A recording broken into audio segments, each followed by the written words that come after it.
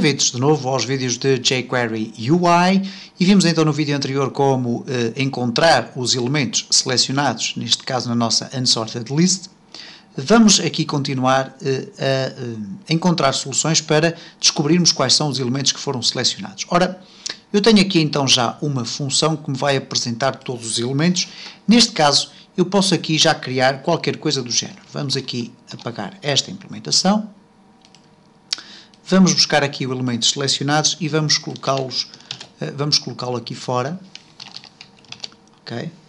Var elementos selecionados. E depois aqui vamos colocar elementos selecionados é igual a, e toda esta implementação que aqui está. Ok? Vamos aqui refrescar. Tudo isto continua a funcionar sem qualquer problema. Ok?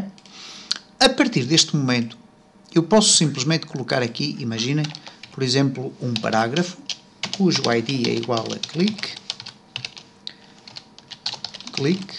ok, barra P, e vamos colocar um outro parágrafo cujo ID é igual a info, ok, barra P, e este parágrafo não vai conter qualquer texto até ao momento em que eu fizer um clique. Neste caso, então, vamos aqui adicionar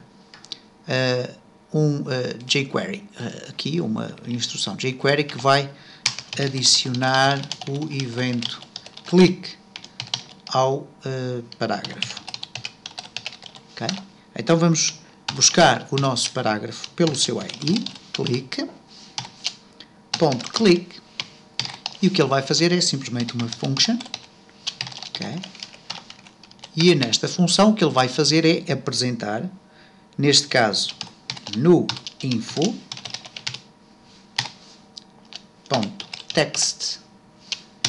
e vai apresentar o elementos selecionados. Okay, vamos ver se está correto. Ok, está correto. .count. E portanto, neste momento o que vai acontecer aqui é que nós temos aqui eu vou clicar, ok, não está a acontecer nada. E, exatamente, não é count, é assim length, ok. E reparem então o que é que vai acontecer agora. Esperemos que esteja tudo a correr bem. Se eu fizer aqui um clique, automaticamente não vai aparecer nada. Mas se eu selecionar um elemento aqui da minha lista, e se eu fizer um clique, vai aparecer aqui 1. Isto significa dizer que estão selecionados mais X elementos, ok? Então reparem, eu vou aqui clicar, vou clicar no 3 e cá está, estão selecionados 1. Eu posso fazer a seleção carregando no Control e depois clicando por cima de outro item para selecionar itens que não são consecutivos. E então reparem, clique e cá estão 2 selecionados. Se eu selecionar todos os elementos, clique, cá estão 5 elementos selecionados. É evidente que eu a partir daqui posso sempre descobrir quais são os textos dos vários elementos. E então, neste caso, nós podemos aqui, para além do info e toda esta implementação que aqui está, podemos simplesmente colocar aqui, por exemplo, concatenar aqui entre parênteses, mais, e agora vamos colocar aqui, por exemplo, elementos selecionados.join, okay, e mais. E vamos ver o que é que isto vai resultar, se é que vai resultar ainda em alguma coisa, ok, vamos aqui selecionar, vamos fazer um clique, ok, não está a funcionar.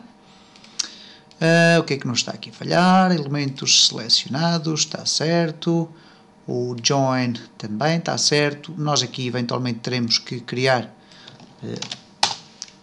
um resultado final, vamos colocar aqui fim, para não haver aqui conflitos, e então neste caso o que nós vamos aqui fazer é simplesmente o seguinte: var fim é igual a elementos.join, e vamos verificar então se desta feita temos isto a funcionar ou não. Não temos ainda. Ok, o que é que nos está a escapar aqui? Ok, então vamos aqui usar uma outra implementação. Eu penso que assim irá certamente funcionar. Neste caso, toArray, ok? Certificarmos que elementos selecionados é passado para um array e depois é novamente feito o join, neste caso utilizando, por exemplo, uma vírgula para separar os diferentes valores que são retornados. E parece tudo já muito confuso, eu acredito que sim. No entanto, é importante sabermos principalmente como é que nós podemos ter acesso então ao conjunto de elementos que aqui estão. E reparem, então, nós vamos agora fazer aqui um clique, cá está, item selecionado 1, que foi o item 5. Se eu selecionar o 1, o 3 e o 5, itens selecionados 3, o item 1, o item 3 e o item 5.